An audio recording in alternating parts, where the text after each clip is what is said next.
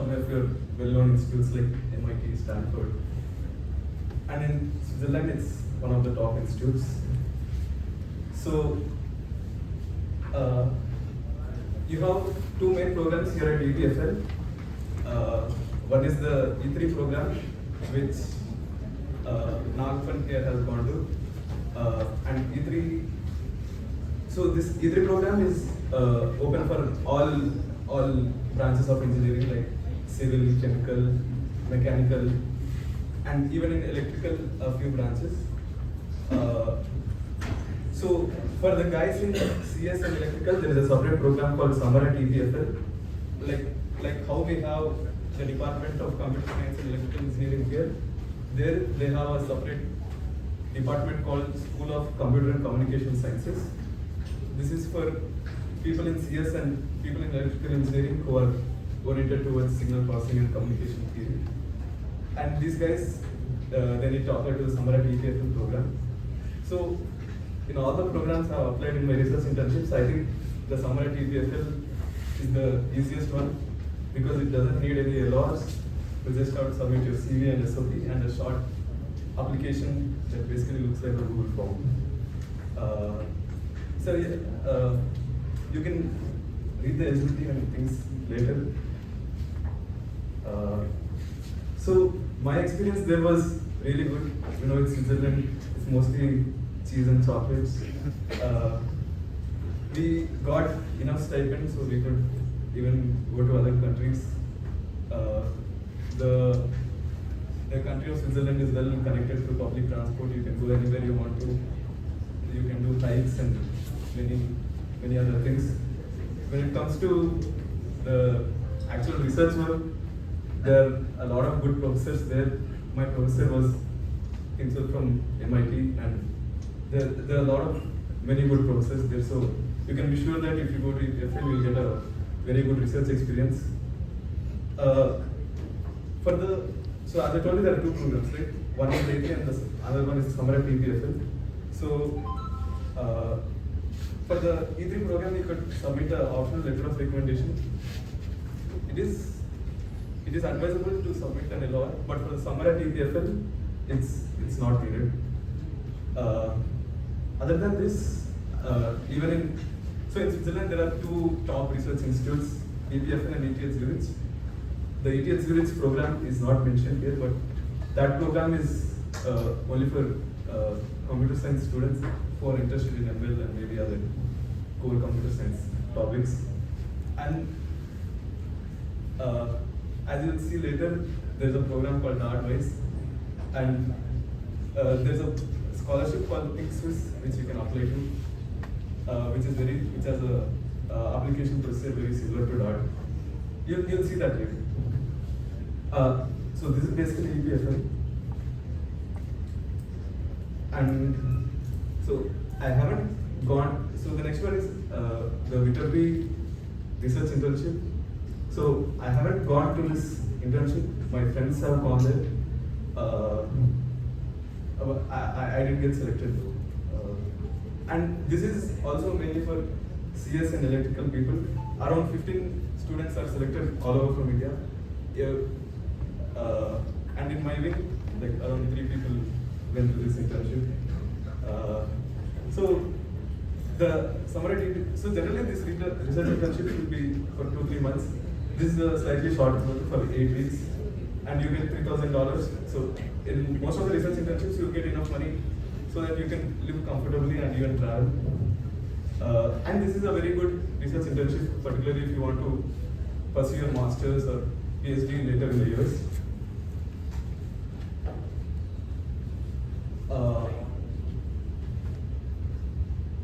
Okay, so there's a website where you can apply for this program, and the website it has a list of projects where you can choose the project you are interested in, about 2 to 3 projects, and based on that, the profs they will see your profile and select you. So I forgot to mention one more thing from the Summer at EPFL and EPFL programs in general. So in that programs, like how we are supposed to select your labs or projects you're interested here in the Little B program, then you're supposed to mention the labs and the profs you're interested in like first priority, second priority, third priority. And I would highly recommend mailing at least one or two of your preferred advisors there. I mean, I mailed my top advisor and he took an interview of me and I got selected. So the EPFL program is very competitive. Like generally people with high CG get it, but it's okay. Like I've seen other people from local colleges here get it. So definitely I think we can do better. Yeah, that's the EPFL and Little B part. Kanishkan here will talk about the CMU RXS program. Yeah, good evening guys. I'm Kanishkan. I'm from 5th year dual degree in Mechanical Engineering and Robotics department. I personally did not go to RISS. I was very interested in this particular program. It's a very highly competitive program. I went to Mintax actually. But here, since I applied for the program, I'm here to give some pointers about the same. So yeah, since I mentioned it is a highly competitive program. Actually, very few people get selected, around 40ish out of maybe 1,000 people who apply, because already it is a very restricted program because the core aspect is robotics and profiles similar to that, like artificial intelligence, machine learning, visual computing, graphics, vision, something of that sort. So yeah, a very strong academic record is required, and one or more research experience, or if you have published papers already, that would be a really good track record as part of your CV. And yeah, relevant programming experience, yeah, it is very mandatory for a person who has to pursue a career in robotics. And apart from that, like yeah, you need to have very strong letters of recommendation for this particular program. Since I did Mintax after my 3rd year, and I wanted to apply for RISS in my 4th year, after the end of my 4th year. Even then I couldn't get into it. I personally don't know anyone from IIT Madras in the past who have gotten into RISS through an offline RISS program. There are a few of them who did an online online RISS, which they don't get stipends along with the same. I would be happy if some of you get into RISS in the near future. So yeah, all the best to you guys.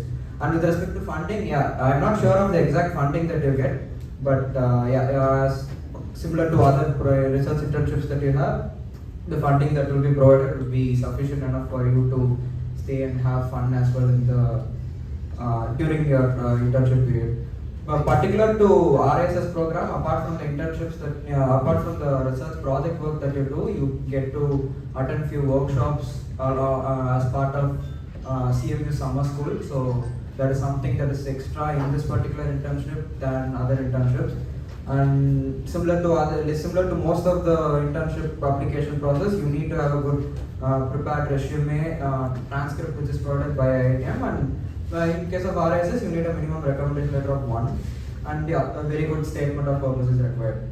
And particularly for RISS, this is mentioned in the website actually already.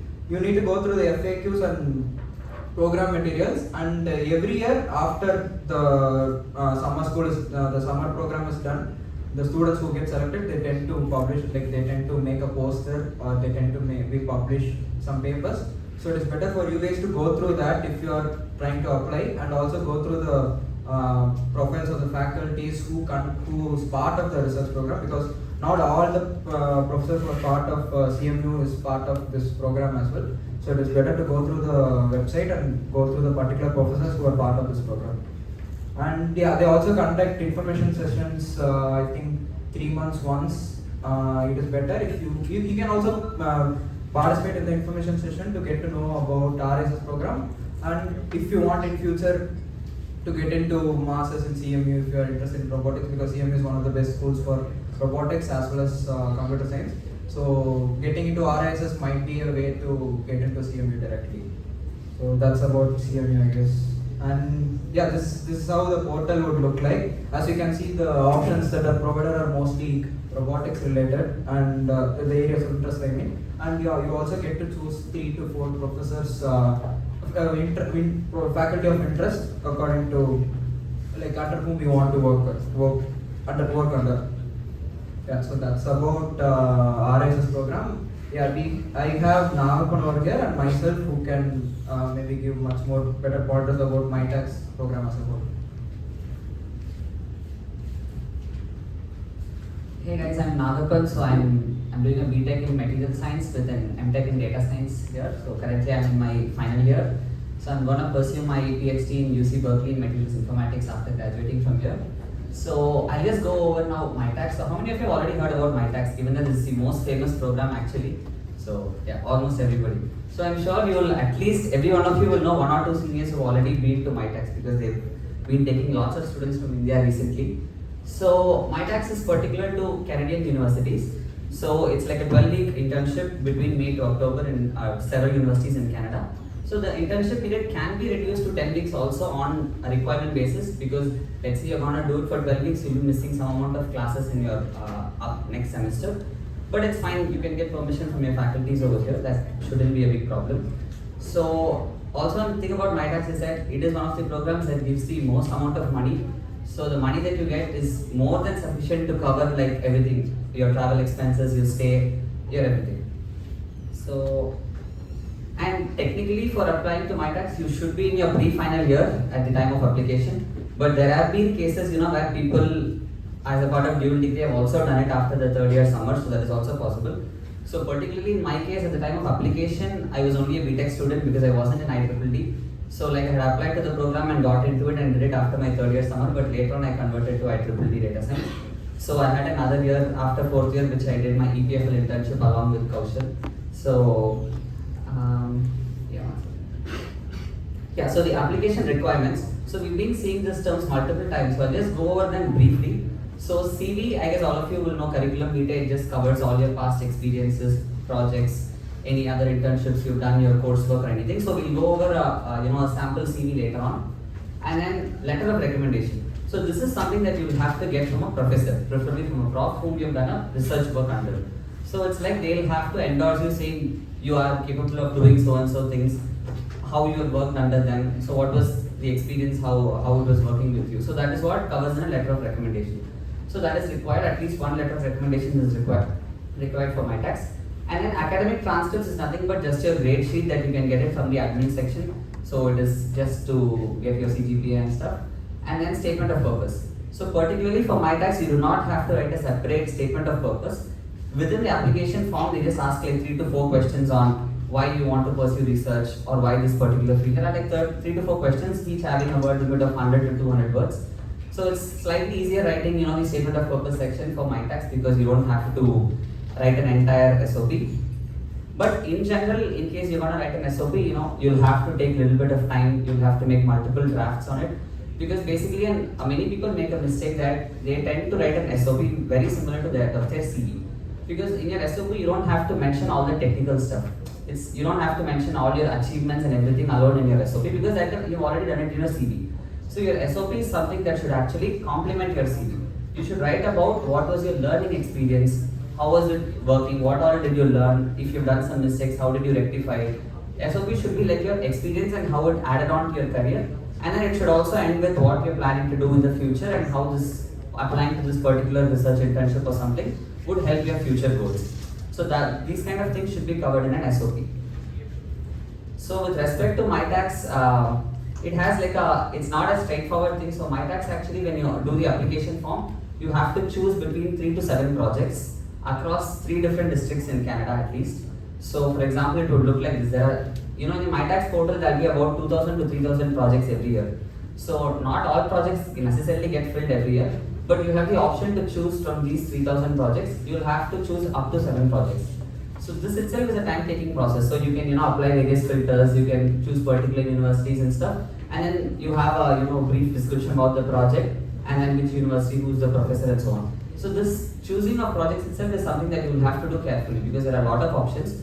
So you'll have to take into consideration the university's rankings and particularly about the professor. If the professor is, really a big person in the particular field, or he's just beginning as a prof in that field. So there are various factors, and of course the relevancy of the project. You must be interested in that particular project and see whether it will add on to your future goals. So you have to take in all those things and then come up with those set of 3 to 7 projects. So once you've submitted the application, so that will probably be, this is a kind of little old timeline, this is like 2022's timeline. I guess you can check out the MyTax GRI website for the latest timeline. So there might be only some small alterations, but this is the process overall. So for example, if you see around in August to September, or maybe in the beginning of October is when your application deadline is there. So once the application deadline is done, so MyTax people, they go over the first round of filtering. So it's like they just go over your CV, your grade transcripts, your LORs and everything, and then make the initial round of filtering. So if you clear the first round of filtering, then you will be called as candidate under consideration. So that is something that you will know probably around November or something, and then you might start getting interview calls from your professors. So you would apply to like 3 to 7 projects, right? So there will be respective professors. So if you have cleared the first round, MyTax will send your application to the respective profs under whom you have applied. So then they will go through your profile, and then they can decide to either judge you based on just the CV and whatever you've submitted, or they may also decide to call you for an interview. So that completely depends on the professor.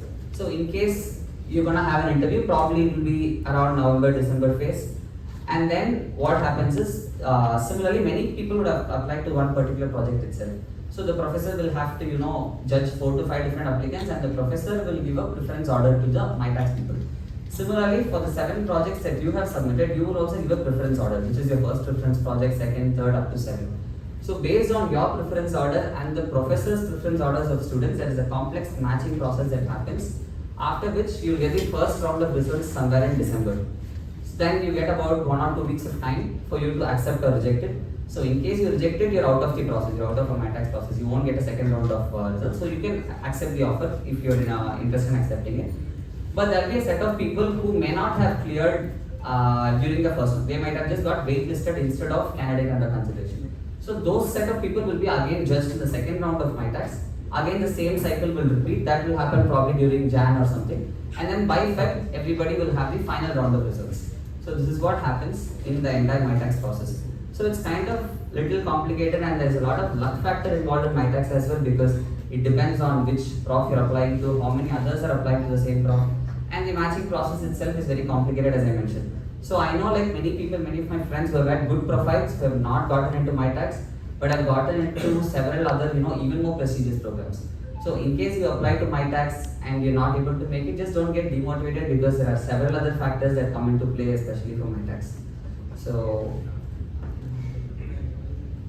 with respect to the departments that can apply, yeah, MyTax is one program that is open to most of the departments. Even like HS people have gone to MyTax program during our time, so it is open to everyone. And with respect to the pre-final year thing, yeah, we know few people who have done in their third year, and like if you are a dual degree student, they have done it after their third year. So that is something that could be done as part of MyTax. And one more thing is, if you do the MyTax internship, and if you are planning to go for a master's in Canada, you get a stipend of around 15,000 Canadian dollars when you go for a master's when you are pursuing a master's in Canada. And that is irrespective of the university that you will be interning at, and the university in which you will be joining the master's. That need not be the same. You could join in a different university and still get the $15,000 Canadian dollar, $15,000 of funding. Yeah.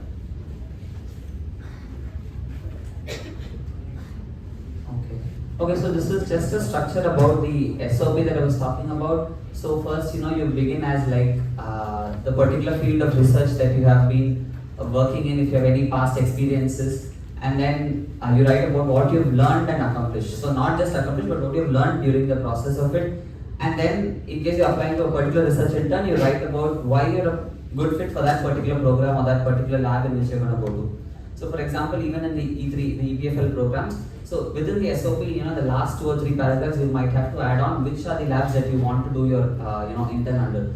So you might have to connect your past research work with the research work that is going on in that particular lab. You try to relate to them and say, I've done so and so, I'll be able to contribute these particular things in your lab, so I believe I'll be a good fit for your particular lab.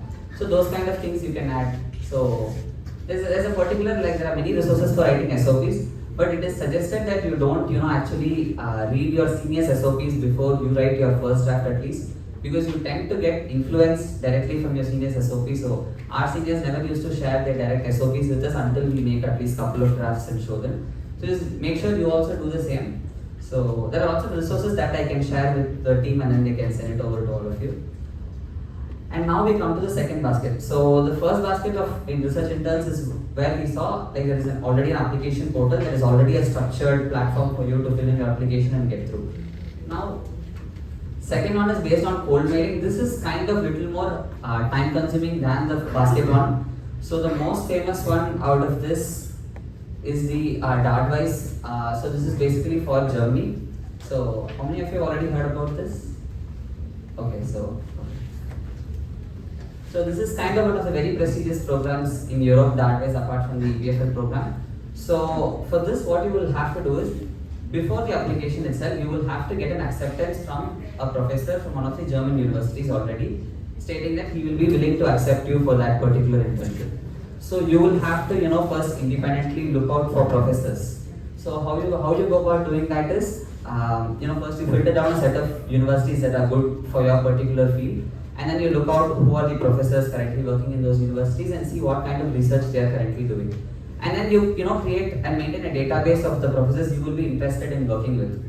So after that, somewhere around August or something is the time ideal when you should start mailing the professors, August end or probably September. So you start mailing them, requesting them for a research internship. So in that mail itself, you can mention saying that in case you get selected, you will be coming as part of the Dartwise program, because it makes it more easier for them to accept you. Because in case they will have to provide you funding and so on, it makes it hard for them to accept you. So in case you're coming through Dartwise, Dart will take care of all the funding, the prof will just have to work along.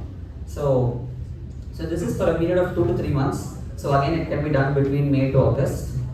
And majorly, there are several universities that you can look at. The most famous ones are technical universities. So there are a set of 7 technical universities where many people tend to look out for professors. So you can check those out, whichever works well for you. And yeah, so you should be either in your you can do it basically after the 3rd year summer or 4th year summer in case you're a dual degree student.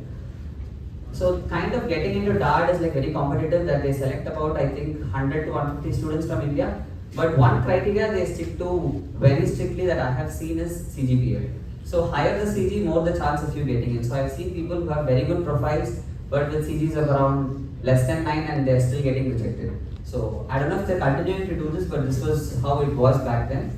So kind of if you have 9.6 or 9.7 series from Tier 2 or Tier 3 universities, they have a higher chance of getting into that. So that's what I've seen. But still do try applying either ways. We never know if they're changing their pattern. So the application procedure, so as I mentioned, so you start mailing your professors from August or something, and then most of the professors will not reply to you. So that is the true fact.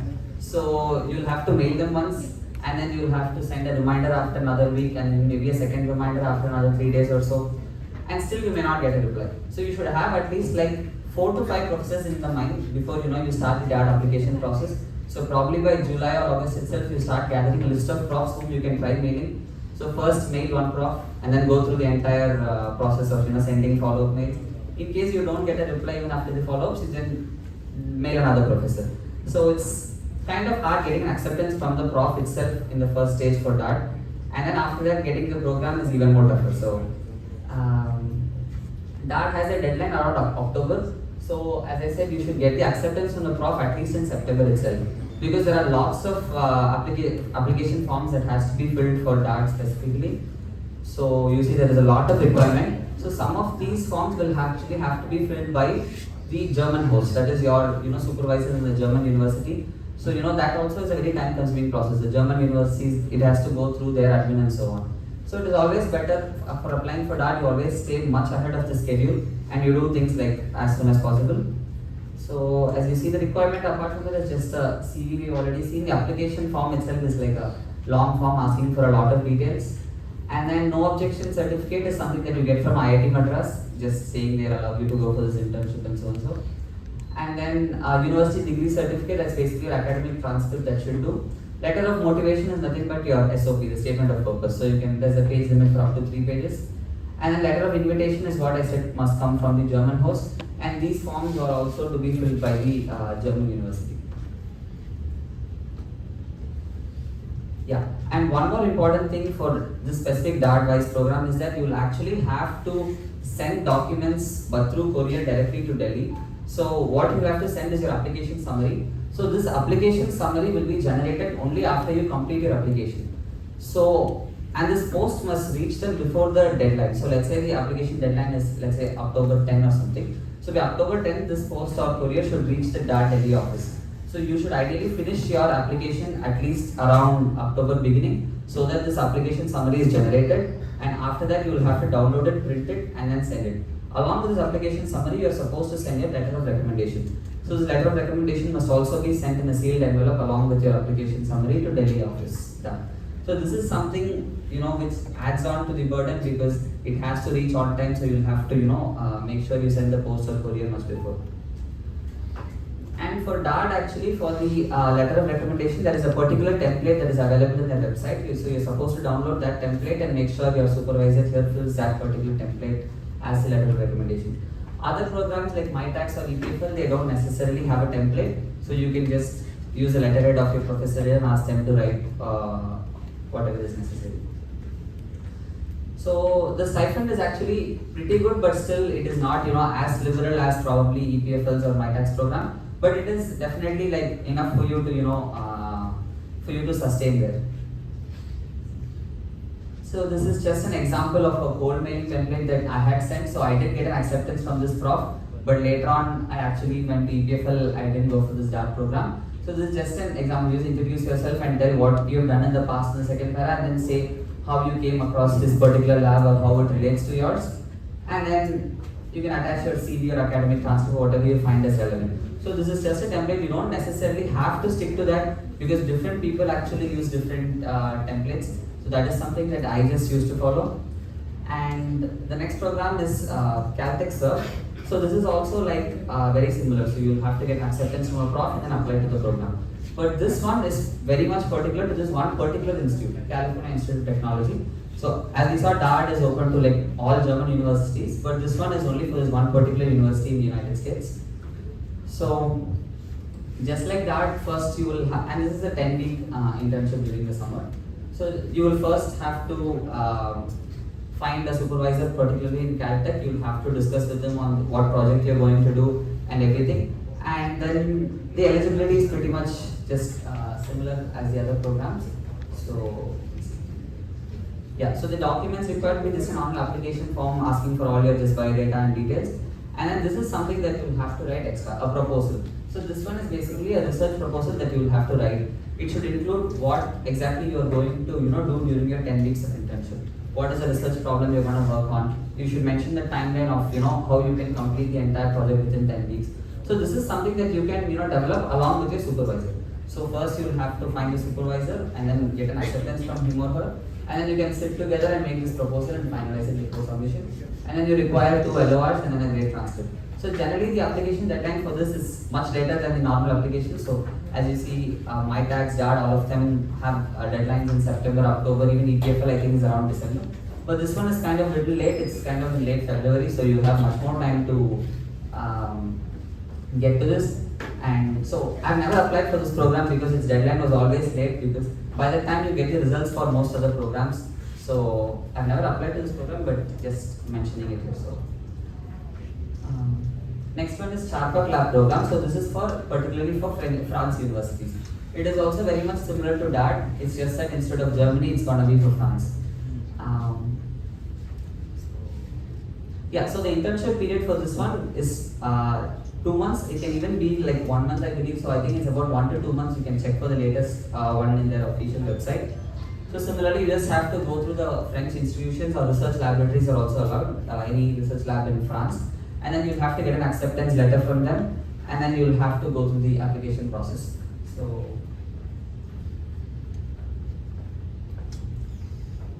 yeah, so the documents required is just your passport, your CV, and then the acceptance letter from the French institution. and then your mark sheets. So it's pretty much similar.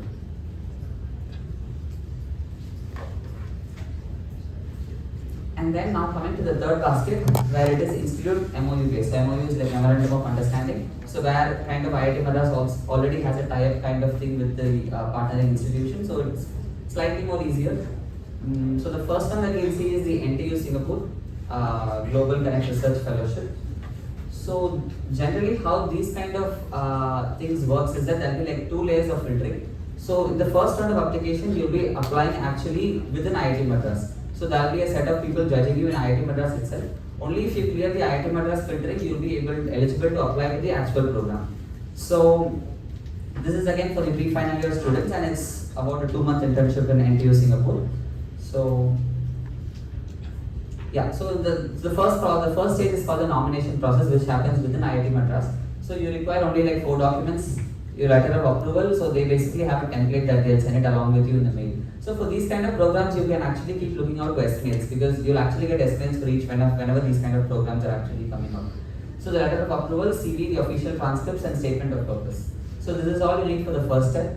So after the first step, then there will be some amount of filtering. You might have an interview. So for example, for the other programs like ANU FRT, which is another nomination-based program, back then when Preeti Agalya ma'am was there, she used to do the interviewing for this. I'm not sure currently who does these interviews.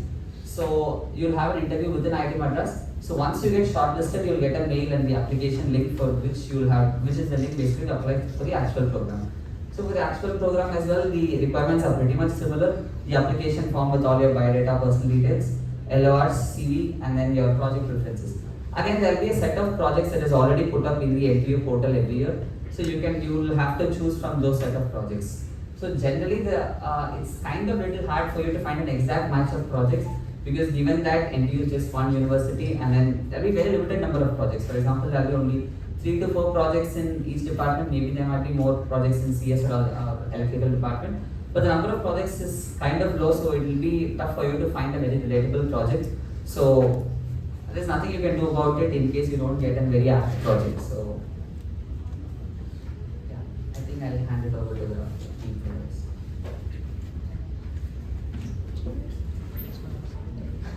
Alright, so NUS National University of Singapore has its Young Fellowship Program. So this is mainly for pre-final year, so 3rd year BTechs and 4th year UIT students. So as you know, the QS ranking, like it's in top 10. Even in 2024, it's currently top 10 only. It's 8th position right now also. So this is one of the best universities in the world. The thing is, this specific program, unlike MyTax and EPFL, this is just for 5 to 6 weeks as a whole. But out of the 5-6 weeks, you will only spend 1 week in Singapore. So yeah, this is just a brief description of the program suited to NTU and all. So the thing is, they have a bit bias towards Southeast Asian countries. So yeah, so we'll have a better chance compared to others. It isn't, but still, in the end, the application only matters the most. But yeah, there's a bit bias towards Southeast Asian. So ASEAN is basically Association of Southeast Asian nations. See, the similar the academic performance as per the GE office. Okay, I didn't tell about this.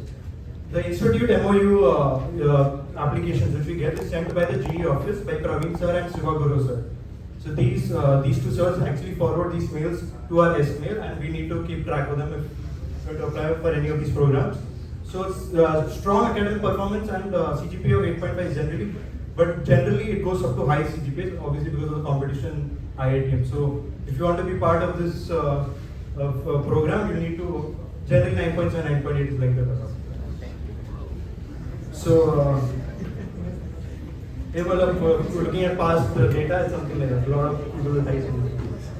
So okay, the period of intern is 5 to 6 weeks. 1 week you will spend in Singapore, the last week of June, and the rest you will do it online from your home thing.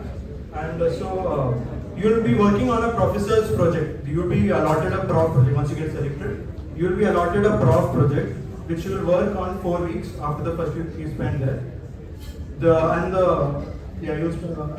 grant amount 800 Singaporean dollars. So this, as for the 2024 intake, out of 155 applicants, around only 5 seats were given. So, like NUS Singapore like tells how many seats they need to shortlist from the specific. So for IITM for 2024, only 5 seats are allowed.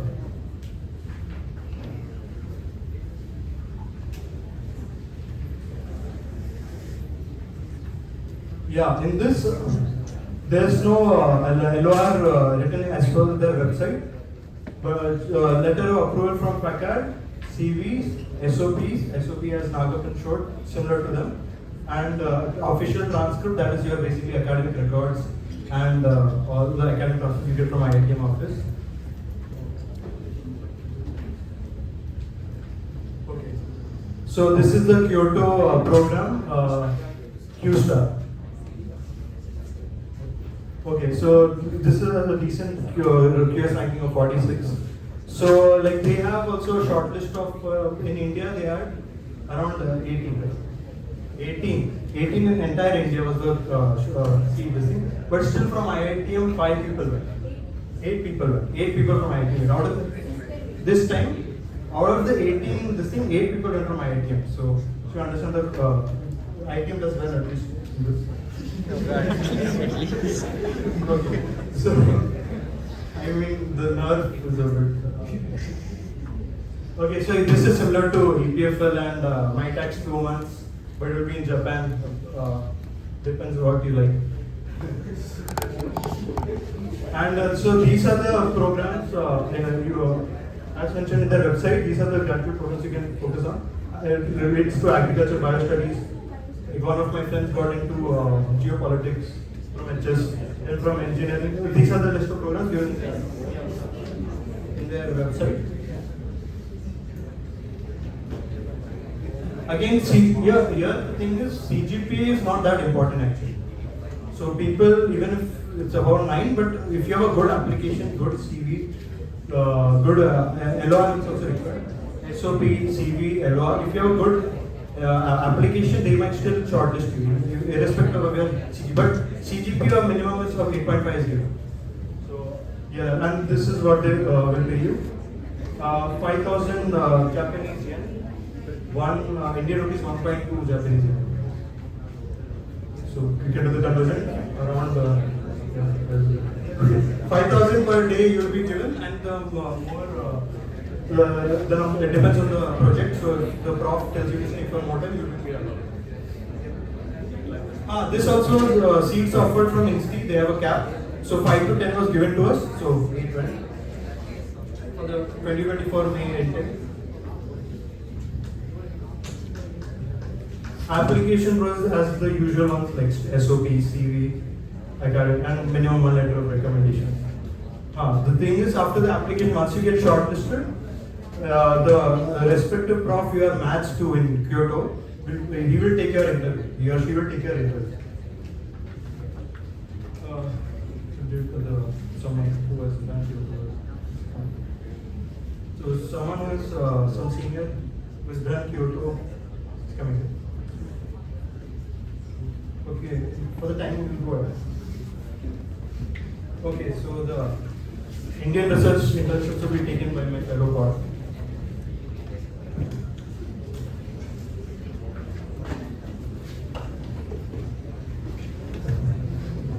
Okay, we'll look into the basket 4, which are the Indian research internships.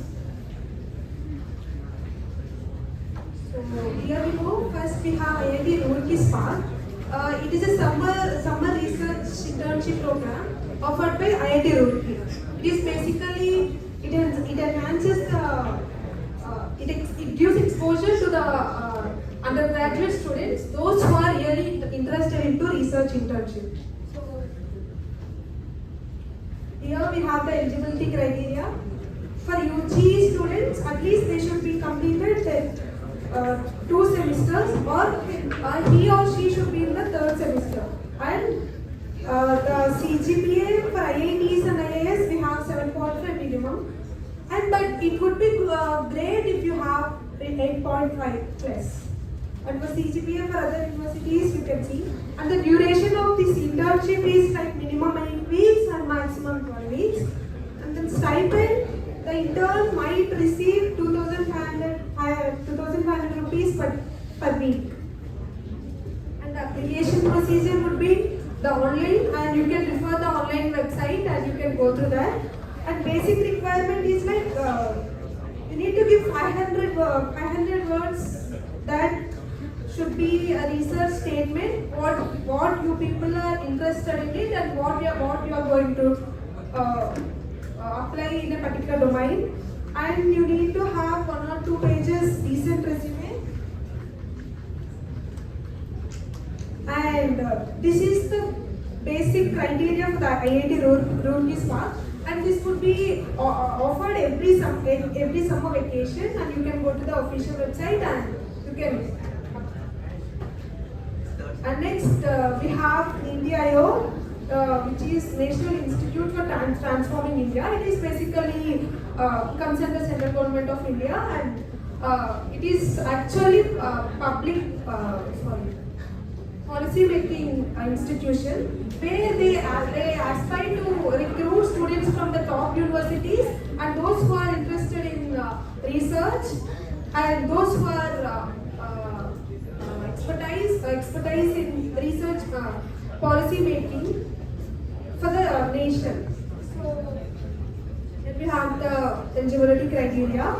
So basically UG students should be completed their 4th semester, and he or she should have 85% in their 12th class. This is mandatory for them, for the UG students. And if you see the graduate students, those who have completed the graduation and pursuing their PhD should have 70% in their curriculum, in their every semesters. Their PG semesters will be there, no? They should have at least 70%. And the students who have, can I have some silence please? So students who have completed their PG and still waiting for some opportunity, and they can also apply for all they'll recruit the students or interns from every department, like any department, those who are really interested in policy making. So their eligibility criteria would be like the 70% in their PG program, what they have done in their post-graduation. So the time between the final exam result announcement and the desired internship cannot be longer than 6 months. It means if you completed in your semester in the month of June, and so you can apply up till the December. You got my point, right? The time period should not exceed 6 months. Within the 6 months, immediately after completion of your graduation or post graduation, you should apply. It should not exceed 6 months. And the duration would be minimum 6 weeks and maximum 6 months. It's up to you whether we have to continue or not. And the stipend it's basically central government program, so it's unpaid basis. And the application process would be the interested students can apply through the online every month. Every month it will release the application from 1st to 10th of every month. So you need to specify your area of interest.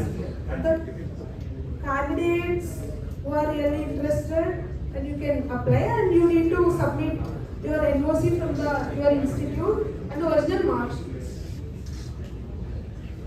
And here we have BAR. And it is Baba Atomic Research Center, which extends its expertise in research field, and it's basically in Mumbai. So the eligibility criteria is like this. You can skim through it. And the BTech students should be there in the 5th semester and above. The MTech students, master students, those who have completed, they should be completed at least 1 semester and above. So it is also basically unpaid. So application process would be like this. This would be basically through your institution, like our IIT Madras professor or any other prominent like dean or any professor, you need to take the letter bearing his or her signature, and you should include your academic records. Basically, transcripts will be there, no, those things, and your discipline you need to mention, and you need to specify a project in that. And maximum three students only will get selected from each college. They'll prefer to select 3 students. The duration would be based on the academic curriculum of each department. It specifies like this: mechanical engineering, like there would be short-term training and long-term project work. You need to choose either this or that, or they might get select based on your short-term training and all. So mechanical engineering, civil engineering, chemical engineering, chemistry, metallurgy, electrical, electronics, even all you can go through. And the pipeline, Chinmay.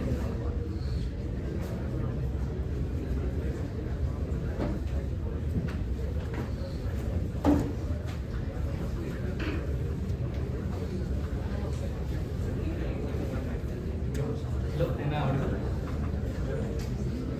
So, I'm Chinmay. I'm not actually someone who has done research intern, but I'm career development cell head at IIT Madras.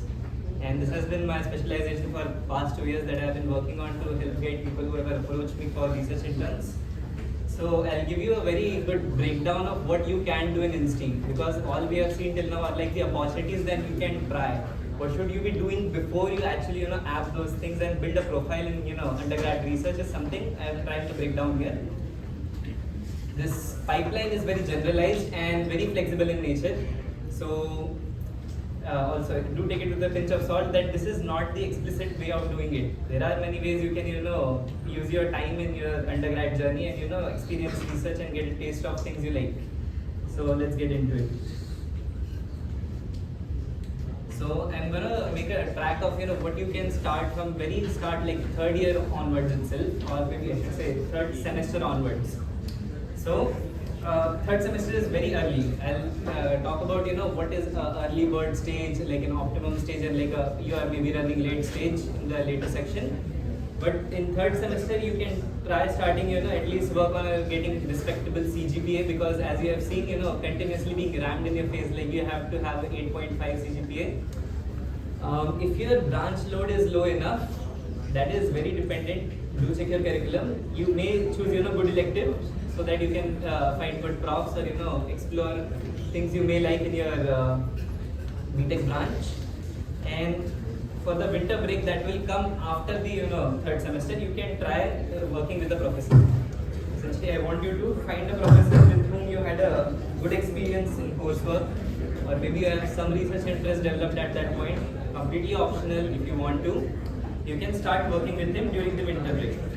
Now, how to select a prof is very casually simple. From where you like fundamental courses you can choose from, or maybe you can go through their professor's website. Now let's move on to the winter break. I know few of you maybe already moved on from this stage, but do take this information and feel free to spread it, because the most casual or common way of people saying I didn't got the chance to explore research in InSTEAM was like I was just running late. So starting with winter break is like get your first taste in research by working with a professor during winter break, and this just might become your first source of LOR, which are very required here and there frequently during your research internship applications. Moving on to the 4th semester. Depending on again your branch load, you can try working with a professor semester long, like a professor project. You might have heard about what a professor project is like. You mutually approach a professor and talk things out on a research problem you like and then work on it.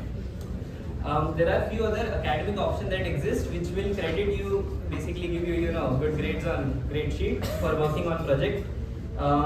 The names are a bit different depending on department. So in elect we call them mini projects. We usually call them UGRPs or projects. It's with ID 4900 I believe in MEC.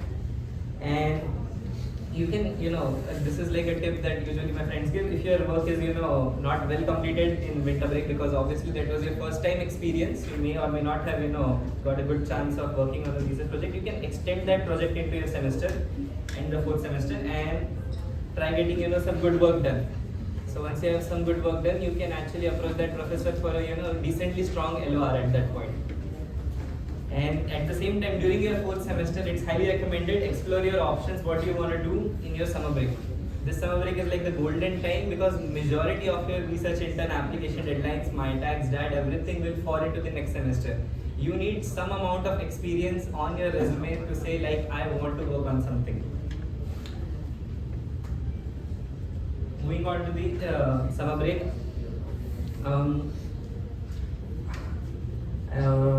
This is like, preferably you should start with Insti Profs, but if you get the opportunity, something like right now, people mentioned Sparks few minutes ago, right? The application for Sparks ID Rookie open right now, currently. Like first week of April is when they open up, and you can apply. It's just a month-long thing, and you'll get the results in May, and you can work actually right now outside Insti. But apart from that, if you get experience done beforehand, you can also apply to government institutes and opportunities inside India. Few I have named, especially National Institute of Wind Energy, most probably not known by anyone in Insti, but it's literally like 8 kilometers away, and very good place to practice renewable energy tech research. They have wide amount of things you can practice. The only catch is they again don't pay you stipend, but obviously being close to Insti, it's pretty feasible for you to experience very practical research if you want to. Again, there are other institutes as well around, the CCMB, and if you're from biotech, and Central Leather Research Institute if you're into material science. And these will become very strong LORs for your MyTax application that will fall into the next fifth sem. Again, for fifth sem, this will become a propagating idea that you have a semester. If your load is low, you can go ahead and work on a prof project. If not, try to maintain your CG, or else you can convert things that you have been doing during your summer into a BTP and UGRP or mini project. The names vary across all department. Again, I highly recommend working with your faculty or at least your seniors to figure out what are the good opportunities your department academically provides. Now, another good opportunity departments are rolling out right now is if you work in summer on a prof project, they are allowing you to credit it. So it's only available right now, I think, in 2 departments. They will be extrapolating it to all departments soon. It's in AM and MEC right now, I feel. Moving on to the winter break after fifth sem. My gen guidelines are going to repeat now. Take chill or work in Insti, work in other Instis that you may find opportunity in. If at all, if you are able to find winter research intern among the few mentioned before, NTU does provide winter research intern, I believe. One of my friends went for research intern during the winter break. And keep applying to places. This is like the time you should start applying if you want to work after your 6th semester summer break.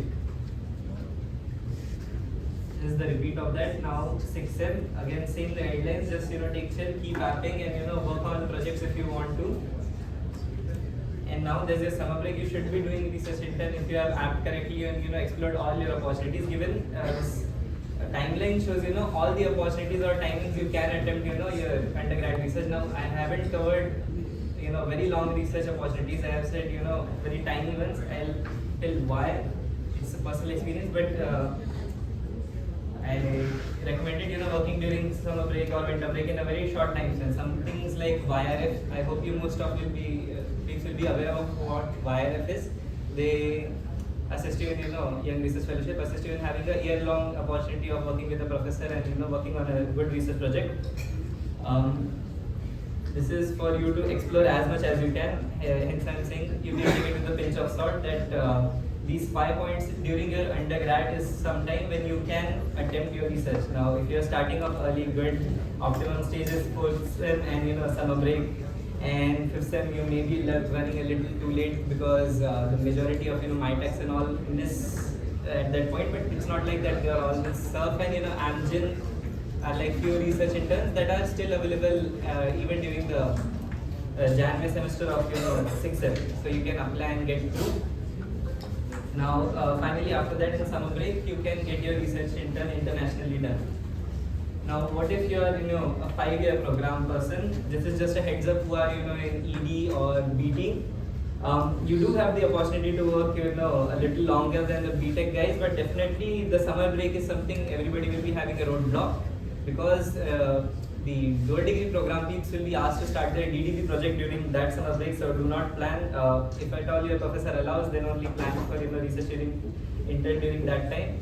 Your guide may get upset with you if you guys get you don't, and that others midterm break is usually your placement sim. So do plan out when do you want to attempt these many options that are in front of you right now. I'll go over some gen guidelines which are pretty much repeated 100 times till now. Keep respectable CG, start early. These guidelines or this timeline is not meant for you to just try to get as much as LOR. It is for you to go ahead and explore. Just a heads up, I am in 4th year. I am still exploring. Honestly, I have 2 research interests, but I am still not assured. Like, okay, is this really I want to do MS in? So confusion may lie. So starting off early and exploring your research interest is like pretty good practice. Again, summer projects can be credited same Monday, and doing mini projects and BTP is recommended because it takes away a lot of load from you. Since if you are conducting your own research with a professor, apart from your academic load, it does come with extra load. Instead, if you get credits for it, at least you are compensated with it. That you might have to do one less course in your core elective or department elective level. There's one other guideline. I have been working with one single professor for a little too long now, so hence I am putting this. Continuing to work with a prof is good. Definitely your LOR from that professor will get surely stronger, but it's surely recommended to partner and network with people from other labs as well. A funny story to tell from this is I got recommended to NTU by a professor with whose name I still don't know because I have been networking a little too hard. So somebody recommended, this kid has potential. Some professor from NTU approached me and we just paired up for my PhD plan. So miracles might happen. So keep networking and make connections in labs and profs. That's it. You guys are free to ask any doubts to me and all the other seniors that are here. And especially samosas are still on the way, I believe. So till the samosas come by, feel free to ask as many doubts as possible.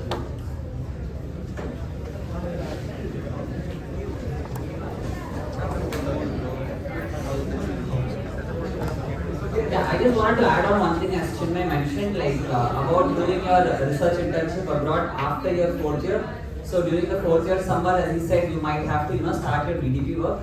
But in case things go well and your guide is supportive over here as well, you can convert that particular research internship work itself into your DDP starting or part of your DDP. So that's what I did. So when I did my EPFL internship after my 4th year summer, so I was able to claim that particular intern work itself as 20 credits in IIT Madras. So those kind of things is also possible. So in case it lies along in the same field as your DDP work. Okay, so regarding the Q-Star program I was talking about, we have one person who has cleared the application and the interview process. He'll just give some tips on that. His name is Mohit.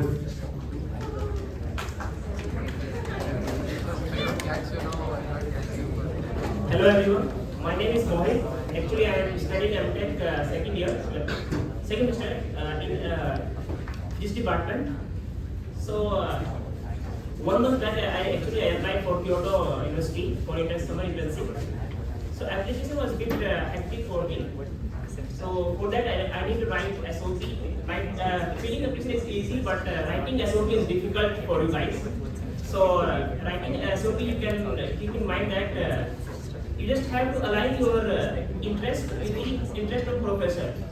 So while writing SOP, not only include your research interest, but also give a reference, reference of a professor with which you want to work. And regarding that, you must have to align your lab or academics with the professor's work. And so So this is regarding a SOP. And after that I go to interview. So few things about interview you can have is that, see, whatever work you are doing in your lab and whatever the course you are studying, you just have to make a PPT of it, rather than saying that you are doing this, you are doing that. It is not worthy. If you make a PPT of it, that what you have been studying and what you are working in the lab, so that will be very beneficial for you. So while giving an interview, just be sure that you make PPT of your work and your research, whatever you are doing. So then you will have a pretty well chance to get into the interview. And most like one other thing that you have to go through about their website. So the lab in which you are applying, so you have to go through about their labs. Whatever work they are doing, you just have to go through about it. Like basic terminology you need to know. Like I'll be working in the terahertz spectroscopy. So they asked me, do you know about terahertz? So the first question was that because their lab is based on terahertz spectroscopy. So they asked me, do you know anything about terahertz? So it means that you must go through their website pages, what they are doing. So it will be beneficial for you. So that's a few tips regarding my system. Thank you. For doubt clearing session, you can ask.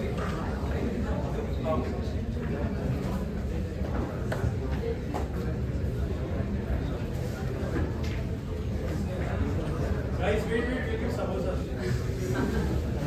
Okay, so as we've seen, there are like too many research internship programs abroad as well as in India. So it is very important that you make sure you follow a structured way of approaching it so that you don't miss any deadlines. So this is something that I used to maintain like an Excel sheet during my research internship time.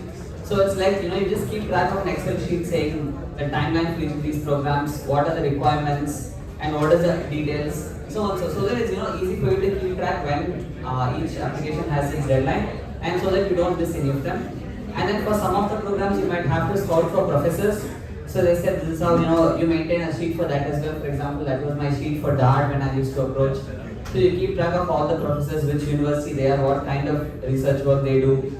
Does it fall in the field of interest? And also when you mail, you make sure you mail and send reminder mails also. You keep track of everything, so it's more structured and you don't miss any deadlines or anything in the entire process. So yeah, and in case you guys have any queries or anything, you can ask all of us, any of us who spoke so far. Any particular queries, sir? Guys, doubts? Yeah. Yes, okay.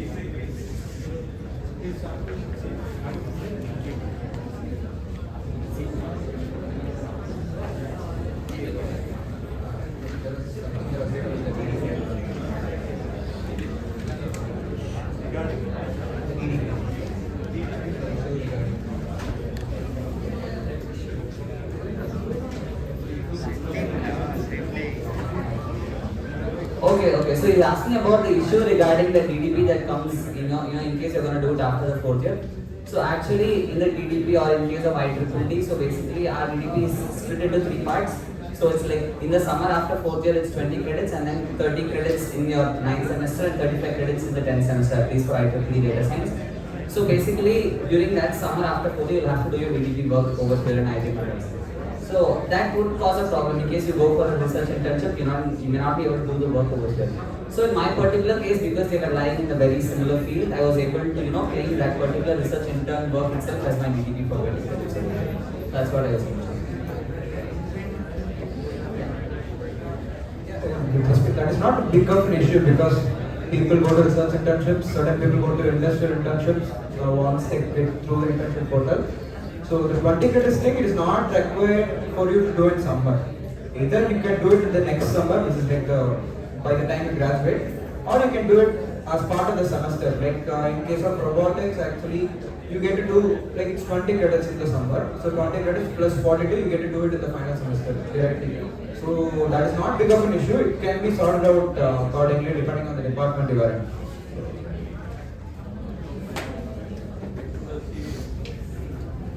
Okay, so this is just an example CV again. So this is at the time of my PhD application. So we can share it probably with you so you can go through it. But this is just for you to give an idea. I'm just scrolling through it.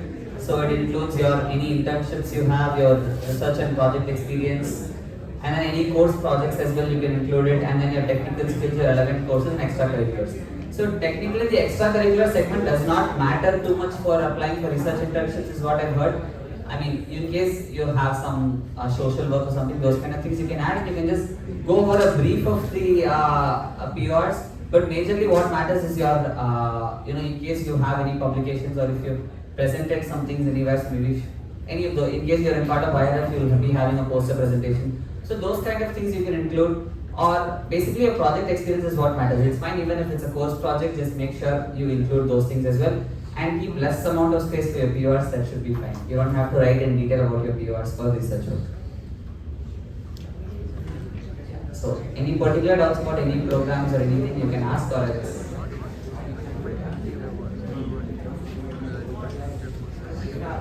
One final thing I like to tell, most of you would have heard only about MyTex.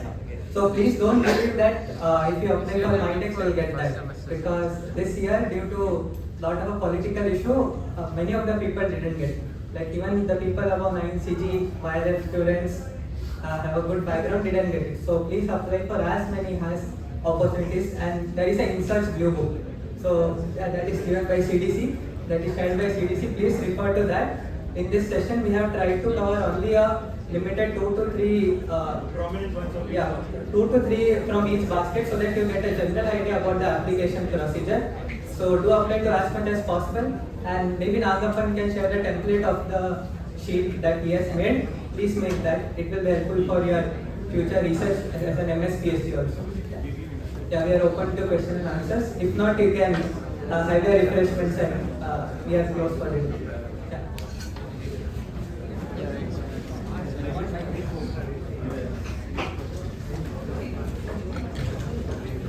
Is there any way to credit the EA shown as in part, after part of L1? If we credit in such a way, how strong it will be?